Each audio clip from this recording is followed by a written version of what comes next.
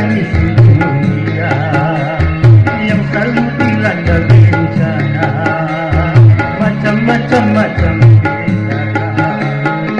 bumi banjir badai Tuhan yang selalu membawa korban, dan juga kena kehilangan yang menghantui kehidupan.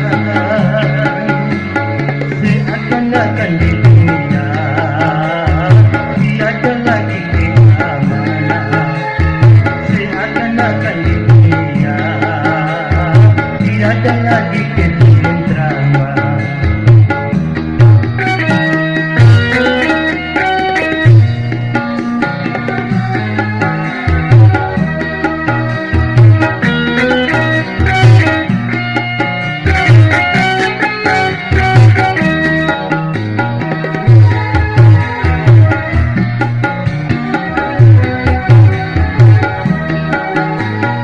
Apakah ini akibat kesombongan manusia karena sudah merasa menundukkan semesta?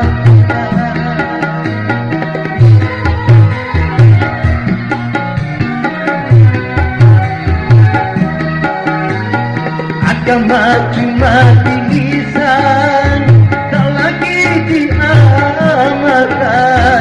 Keimanan pada Tuhan cuma perlu slogan, masih perlu air mata menangis dunia yang selalu dilanda bencana, macam-macam malapetaka, gempa bumi banjir badai Tuhan yang selalu membawa korban, dan juga ganasnya kehilangan yang menghantui kehidupan.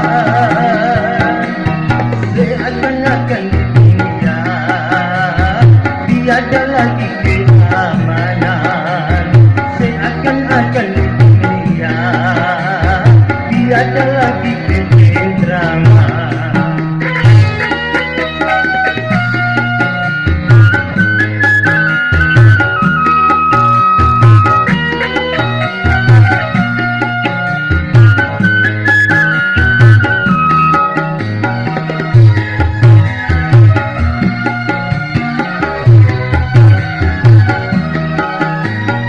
Apakah ini akibat kesombongan manusia karena sudah merasa menundukkan semesta?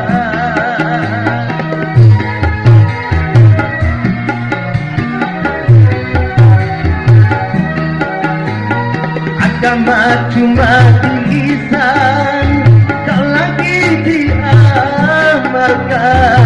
Keimanan pada Tuhan cuma berupa slogan, masih perlukah air mata untuk menangis dunia yang selalu dilanda bencana, macam-macam malapetaka, gempa bumi banjir badai Tuhan yang selalu membawa korban, dan juga ganasnya peperangan yang menghantui kehidupan.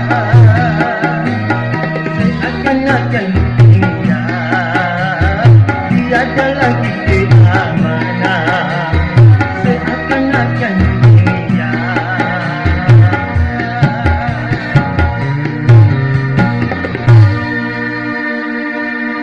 tiada lagi ketentraman.